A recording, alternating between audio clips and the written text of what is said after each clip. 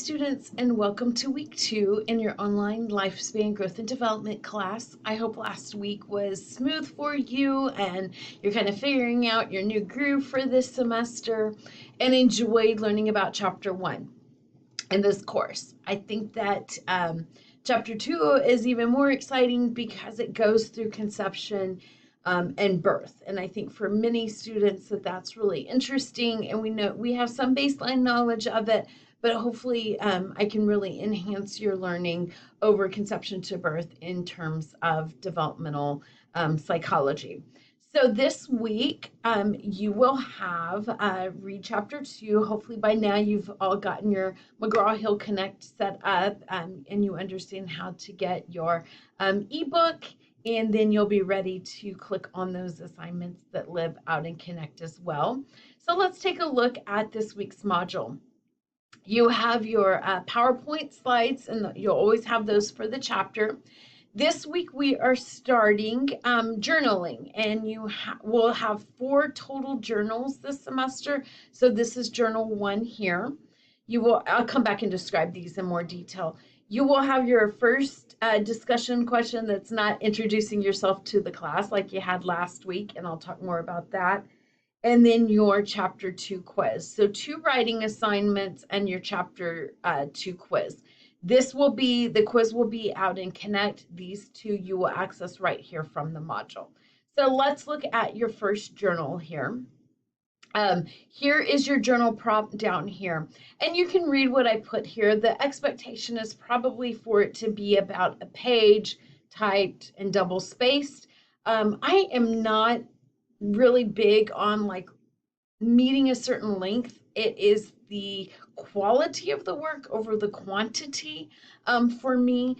But thoroughly answer all parts of these questions. Make sure you don't just stop on this first part of the question. Make sure that you are thoroughly answering all parts of the question here. So journaling, let me back up before I go over the prompt. Journaling has proven to be an excellent way to synthesize information that you're learning. So the point of these journals is to get you to start thinking about your own lifespan, your own development, and then applying that hopefully makes you start thinking about the theory that you'll be learning about in this class to your own life. So that's the cool thing about lifespan, is that it's applicable to you. As it's not you're learning about something that is never going to touch you. It's all information that will help you understand yourself better and those around you a little bit better. So that is the point behind me having you journal. The question is, who is your personal hero and why? What has been the most difficult period of your life so far, and why have you found it to be the most difficult? And what is one aspect of aging that you look forward to, and one aspect of aging that you dread? So make sure you answer all those questions. Obviously, this is kind of looking at overall and kind of projecting and thinking long term about your lifespan, and getting you ready for all that we'll learn in this semester. The grading rubric is down below, so you can see where your points come from.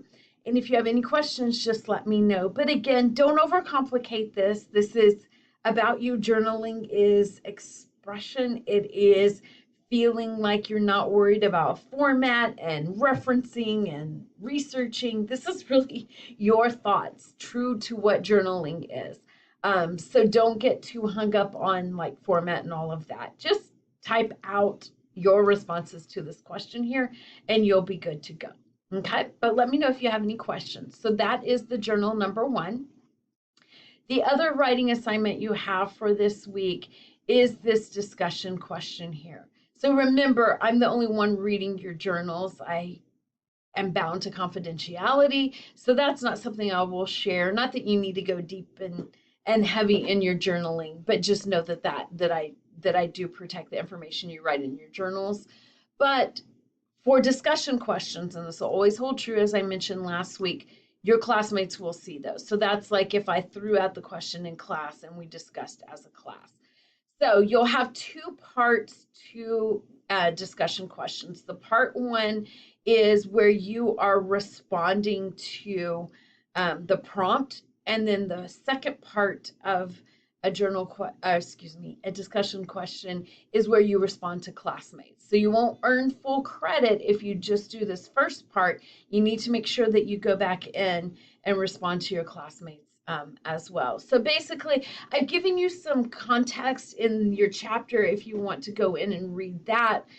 You can also definitely use the SAC library or other research methods. But what I want you to do is to find a cause or disturbance that can occur during conception or during pregnancy, prenatal development, or even during the birthing process that you want to learn more about. So you're going to read about these disturbances in pregnancy, conception, and birth in this chapter. So you can choose anything from the chapter, or you can find your own that's maybe not even mentioned in the chapter, and then research that. So dig deeper than just what your textbook provides. Go into the SAC database, find some information. And then what I want you to do is to write about it. So here's the questions here. You know, tell me about the topic that you chose. What does it look like? What do we know what causes it? Where does it happen in the development process? Tell me what your article says about that disturbance. What were the findings? What was the conclusion? What were you surprised to learn about it? Were there things that you didn't know? Are there precautions that can be taken? Is there, if it does occur, is there some type of remedy? So just, they're all going to be different, and you may not be able to answer these questions exactly, and that's okay, because you're all maybe choosing different types of disturbances or teratogens. But tell me what you can. And as long as you're thoroughly answering this, I mean, kind of ideally here, I'm looking for like, you know, a thorough answer here. I'm not someone that gets too hung up on, just like I said in the journals, did you meet the word count? It's the quantity of the work. It is the quality that you're giving me. And so please, please, please just make sure you're thoroughly answering these questions, and then you'll be fine on that piece. And then I'm looking for, a substantial response to your classmates also. Don't forget to reference the article that you used for your research, or the sources that you used. You can use more than one if you want to. So make sure you provide that. Now, here's the deal. Ideally, you will have that first part posted around Thursday. The reason why is because you can't complete the assignment until you respond to two classmates' posts.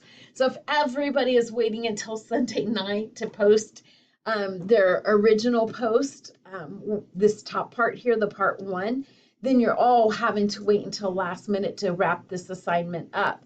But if we start getting those out there earlier in the week, then you're going to have more to respond to, and you can kind of finish that assignment out.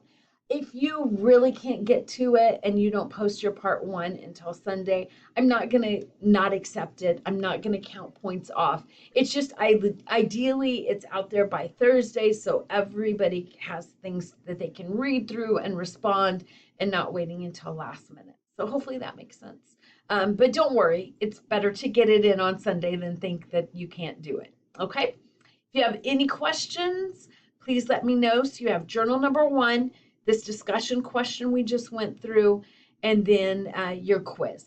If you have any questions, don't hesitate to reach out to me, and I hope you all have an excellent week. Take care, everybody.